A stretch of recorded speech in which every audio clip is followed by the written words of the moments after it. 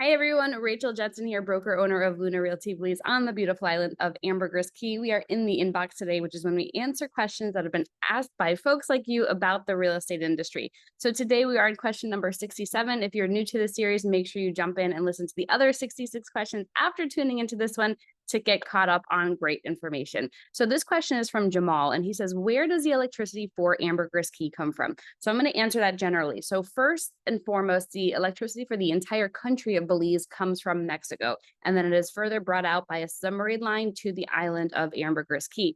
Now, you don't find electricity everywhere on Ambergris Caye. It has been brought along the coast. So you see there on the east side of the island where those little lightning strikes are. That is where there is currently electricity. When you look here on the north side of the island, that's Tranquility Bay. That's actually where the electricity stops. Anything north of that, like Rocky Point, Palm Bay, Los Robles, that does not currently have electricity. Now, there can be electricity access if you bring it because the post is here, but you would be the one responsible for bringing it up to your lots if you own any of the property north of Tranquility Bay. So continuing down south, as you can see, it continues along the coastline. And then you've heard me talk about that new town, that new area that's going in over here, where there's Heredia subdivision, Platinum Point. Those areas do also have electricity. For the Platinum Point development specifically, the developer has brought the electricity line and the poles out there to the property. So there will be electricity out there. Continuing down the coastline, and then the popular Secret Beaches area is fully off grid, so no electricity there. Coming down, now you've heard me talk about Aruna before. Aruna actually does have public electricity. There was an underground line, a submarine line that was brought across the lagoon to Aruna, and it services the other properties that are just south of Aruna, but it does not go north.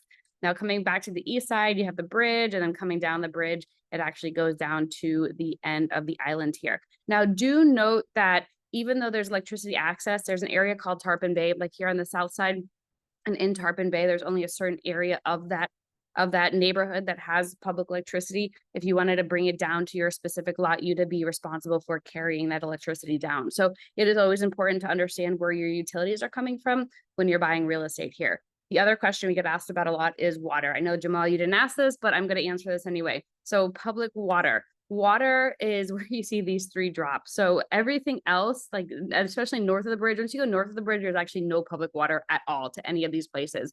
So people have their own water catchment system. They have reverse osmosis. There are multiple ways for you to get your water that don't depend on the public water system. And to be honest with you, I would even recommend, if you are on public water, to perhaps have a cistern, do water catchment, have a cistern, and then you have a backup. There just hasn't really been sustainable growth, I would say, of the water company. Apparently they are supposed to be putting in another system to be able to service all the demand, but when we're in high season here, or if you're on like a second or third floor of a condo or higher than that, and they don't have their own water system, then you don't typically get good water pressure. So there's no disadvantage to having a secondary system if you are connected up to the water systems here. Not meant to scare you. You know, there are many times of the year where it is just fine, but just to have a backup.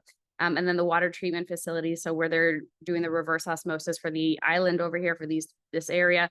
And then also the sewage is right over here, right by Mahogany Bay. So you'll see that on the southern side of the island. And then the water, just as a note too, you know, water is here in San Pedro, and then it does continue down south towards like the Mosquito Coast area. However, it doesn't hit every area in this general vicinity over here. Like even next to Mahogany Bay, there are lots that are next to Mahogany Bay that don't have public water. People would have to bring the pipes and the lines out if they do want to be able to connect up. But once you go north of the bridge, you can't even connect up. So just bear in mind too. And contractors are very familiar with building and constructing properties that do have off-grid systems, whether it's water or whether it's electricity and solar. So some contractors are better than others, just depending where you're building and what you're looking to accomplish. Of course, we can give you some suggestions. Always recommended though to do your homework. Those are just suggestions, but I did want to just give you this overall overview. Somebody did ask me about electricity also last week, and the electricity has been a little iffy these days. There's been rapid development within the entire country, and BEL has not been able to keep up with the demand. And as mentioned, we bring in the electricity from Mexico. So the electricity company, though, is aware of it. They have been doing some shedding in the meantime, some power shedding in the meantime, and coming up with temporary solutions. And they're looking for long-term solutions between 2025 and 2026. So it definitely is not as stable as it was last year, I would say, but they are at least working towards a solution and are acknowledging that there is something that needs to be done and have worked towards and are working towards getting a more permanent solution, like I mentioned. So if you are interested in learning more about the real estate process over here, feel free to reach out to me. I have an overview that talks about what that buying process looks like, what to expect when you're going through the closing process. We have tons more resources as well, but feel free to reach out to me. My name is Rachel Jensen, info@lunarealtybelize.com. We have an incredible team that is happy to help you and help you find that dream property of yours in Belize. Bye, everyone. Thank you.